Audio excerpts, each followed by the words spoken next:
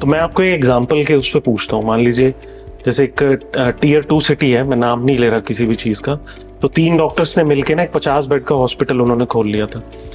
तो अब वो खोली, जब मेरी उनसे बात हो रही है, देवर लाइक वो अराउंड मेरे ख्याल 4 से 5 करोड़ का साल का बिजनेस कर रहे थे, उसमें से ऑक्यूपेंसी लगभग 40-50% रही होगी उनकी। तो जब मेरी बात हुई तो 1 घंटा तो वो इतना अपना परेशानी एक्सप्लेन करते रहे, और उसके बाद फाइनली ये प्रॉब्लम उनका ये था कि उनका ना बिजनेस स्टक कर गया 3 साल में, और उनको ये लगता है कि मैं 12 से 14 घंटे दे रहा हूँ, अब एक साइड से पेशेंट्स पे भी मैं 100% फोकस नहीं कर पा रहा क्योंकि कंप्लायंस और ये इतने सारे हो चुके हैं। तो ही वाज लाइक, वो बहुत ही ज़्यादा फ्रस्ट्रेटेड साउंड हुए। तो अगर आप उनको अगर कुछ सजेशन देना चाहो, जबकि वो 3 लोग कर रहे हैं, और आपके केस में आप मॉरलेस अकेले ही थे, आपकी वाइफ भी थी, बट एडमिनिस्ट्रेशन साइड का पूरा रिस्पॉन्सिबिलिटी, जैसे आपने बताया कि कंस्ट्रक्शन से लेके एंड तक वो आपका ही था 90%। तो आप ऐसे डॉक्टर को क्या सजेशन दोगे कि वो कैसे यहाँ से निकल के अपना बड़ा सोचे? तो देखिए, 2 बातें हैं। पहले तो अगर डॉक्टर को क्लिनिकल प्रैक्टिस करनी है, if he is happy with very जो उनको प्रोफेशनल सेटिस्फेक्शन चाहिए, तो उनको क्लिनिक चला के उतना ही करना चाहिए। कहीं कॉर्पोरेट में जॉब करनी चाहिए, सरकारी में जॉब करनी चाहिए, कोई बुराई नहीं है। अगर आपको क्लिनिकल प्रैक्टिस में इंटरेस्ट है कि मुझे पेशेंट ठीक करना है, पेशेंट को इलाज देना है, डायग्नोसिस बनानी है, ट्रीटमेंट देना है, सर्जरी करनी है, तो फिर आप उसी पे फोकस करें। अगर एंटरप्रेन्योरशिप करनी है तो फिर आपको दोनों चीजें नहीं कर सकते। आप प्रैक्टिस भी करो और मैनेजमेंट भी देखो, क्वालिटी भी देखो, ऑपरेशंस भी देखो, मार्केटिंग भी देखो, सेल्स भी देखो, फंड रेजिंग भी देखो, स्टैट्यूटरी कंप्लायंसेस भी देखो, एडमिन भी देखो, तो ये तो पॉसिबल है ही नहीं। तो मैंने बुक पढ़ी वन थिंग, एक बुक है वन थिंग। तो you can be a good clinician और ए गुड मैनेजर। ओके, ठीक है, टेक्नीशियन और मैनेजर दोनों काम आप नहीं कर सकते। टेक्नीशियन मतलब हमारे केस में क्लिनिशियन हो गया। बिल्कुल ठीक है, तो क्लिनिशियन और मैनेजर दोनों अच्छे नहीं बन सकते। तो अगर आपको मैनेजर अच्छा बनना है, हॉस्पिटल चलाना है आपको, तो आपको क्लिनिकल प्रैक्टिस को कुछ ना कुछ विराम देना पड़ेगा और फोकस करना पड़ेगा। या फिर क्या करना पड़ेगा, आपको एक अच्छा सीईओ या हेड ऑफ द इंस्टीट्यूट या यूनिट हेड ये आपको हायर करना पड़ेगा, उसको देना पड़ेगा काम, सो दैट प्रोफेशनल वे में उसको रन करेगा। क्योंकि बहुत सारे डिपार्टमेंट होते हैं हॉस्पिटल में। क्लिनिकल है, जैसे इसमें नर्सिंग डिपार्टमेंट हो गया, डॉक्टर्स हो गए, रेजिडेंट डॉक्टर्स हो गए, पैरा क्लिनिकल है जिसमें लैब है, रेडियोलॉजी है, फार्मेसी है। रेडियोलॉजी एक बहुत बड़ी बिल्डिंग है, इसमें CT/MRI, अल्ट्रासाउंड, बहुत सारे डिपार्टमेंट होते हैं अलग अलग। ठीक है, फिर फार्मेसी में IPD OPD फार्मेसी हो गई। ऐसे ही नॉन क्लिनिकल डिपार्टमेंट होते हैं, बिलिंग है, अकाउंट्स है, फाइनेंस है, हाउसकीपिंग है, GD है, मेंटेनेंस है, ट्रांसपोर्ट्स है। तो इतने सारे डिपार्टमेंट अगर हैं ऑपरेशंस में ही सिर्फ, तो इनको मैनेज करना, फिर फाइनेंस देखना, अकाउंट देखना अलग से, ठीक है, फंड रेजिंग देखना, नए प्रोडक्ट डेवलप करना, मार्केटिंग करना, थोड़ा बहुत सेल्स पे फोकस करना। ठीक है, जब ये इतना सारा चीजें, तो डॉक्टर अकेले, बल्कि बिना पढ़े उसको पढ़ना भी पड़ेगा। हमारे केस में क्या किया, जब मैं हॉस्पिटल चालू किया उसके बाद हमें तो आता नहीं था कुछ भी। मैं तो MD पीडियाट्रिक्स था, गवर्नमेंट जॉब में तो वैसे कुछ सीखने को नहीं मिलता है, और उसमें भी प्रैक्टिस क्लिनिकल कर रही थी OPD के बेस पे सिर्फ।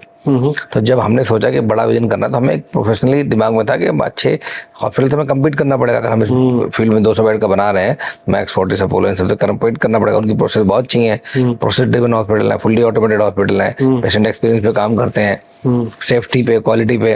तो जब इन पे सोचा, तब फिर हम लोगों ने पढ़ाई अलग से की। मतलब हमने, समझिए, एक MBA हेल्थ केयर में क्या करेगा, उससे ज्यादा कहीं पढ़ाई करी है। इस पे आप और डिटेल में बताइए कि जैसे मान लीजिए अगर हम फोकस करें फाइनेंस की, अगर बात करें, जैसे मैंने यहाँ 4 पॉइंट्स नोट भी किए कि आपने फाइनेंस, ऑपरेशंस, फंडरेज और डिप्लॉयमेंट, ये भी HR वाला जो काम है, तो आप इसमें और डिटेल में बताइए कि आपने कैसे तो अगर कोई भी आपको इंस्टीट्यूट चलाना है, कोई भी कंपनी चलानी है, तो 5-7 डिपार्टमेंट पे आपकी कमांड होनी चाहिए। कमांड में मार्केटिंग होनी चाहिए, PR है, ब्रांडिंग है, डिजिटल मार्केटिंग है, ऑफलाइन मार्केटिंग है, ये आपको आना चाहिए अच्छे से। सेल्स आनी चाहिए, ऑफलाइन सेल्स, ऑनलाइन सेल्स आनी चाहिए आपको। ठीक है, आपके ऑपरेशंस पे नॉलेज अच्छी होनी चाहिए, जैसे हमारे केस में क्लिनिकल ऑपरेशंस है, non clinical, para clinical. HR आपका बहुत स्ट्रांग होना चाहिए। HR में चाहे रिक्रूटमेंट है, ठीक है, पेरोल है, लेबर लॉज है, या लाइफ साइकिल ऑफ एम्प्लॉय है, ठीक है, या उसके लिए वो है, अप्रेजल इंक्रीमेंट्स हैं, स्टैट्यूटरी कंप्लायंसेस हैं, PSI PF, ये आपको सब पता होने चाहिए। फाइनेंस के बारे में, अकाउंट्स के बारे में पता, फंड फाइनेंस, फंड रेज के लिए हेल्प करता है आपको। अकाउंट्स, जो डे टू डे अकाउंट्स, जो नंबर्स होते हैं, उनको मैनेज करना, चेक करना, MIS निकालना उनकी, नए प्रोडक्ट बनाना, नया डिपार्टमेंट खोलना, जैसे हमारे केस में नया सर्विस लेके आना, नए डॉक्टर्स हैंड करना।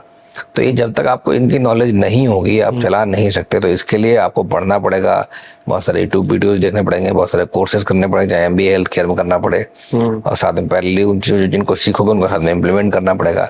तो ये पूरा अच्छा खासा एक कॉम्प्लेक्स जर्नी है। हम्म, तो जिनका मन हो, जिनका कमिटमेंट हो कि मुझे एक एंटरप्रेन्योरशिप करनी है, एम्पायर खड़ा करना है या लाखों लोगों की सेवा करनी है, जैसे हमारे केस में हमारा विजन डिफरेंट है कि हमारा विजन ही है कि लोगों को touch, move, heal and cure करना बिलियंस ऑफ पीपल को globally through predictive, preventive and curative treatment.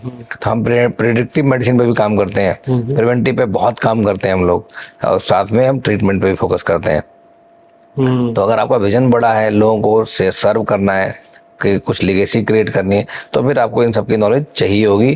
और इवन बाद में फंड रेज में, चाहे प्राइवेट इक्विटी प्रोसेस है, वीसी है या आईपीओ है, सेमी आईपीओ है, मेन बोर्ड आईपीओ है, इनमें इनको समझना, रोड शो कैसे करना है, पिच कैसे करना है, आपको स्क्रिप्ट क्या होनी चाहिए, फाइनेंशियल मॉडल कैसा होना चाहिए आपको, ये सब चीजें भी सीखनी पढ़ेंगे। ये जब ही होगा जब पैशन होगा, इंटरेस्ट होगा।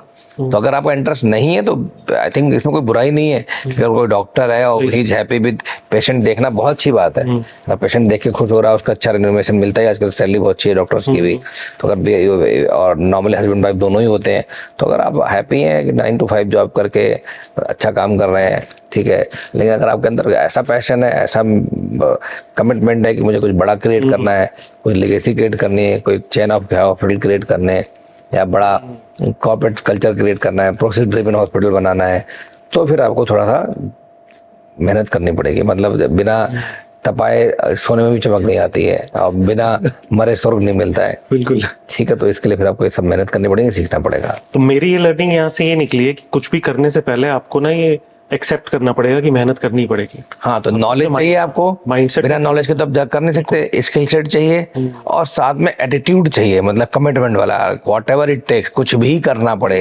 कितनी भी मेहनत करनी पड़े, कोई टीम बिल्डिंग करनी पड़े, सिस्टम लगाने हो, प्रोसेस लगाने हो, ऑटोमेट करने हो, ईआरपी करना हो, ट्रेनिंग पे फोकस करना हो, क्योंकि बहुत सारे फेलियर्स आएंगे। बिल्कुल। तो अगर आपने परसिवरेंस नहीं है, पैशन नहीं, तो वो कहीं ना कहीं रुक जाएगा और आप हार मान लोगे। तो जब तक ये नहीं है तब तक आप नहीं कर सकते।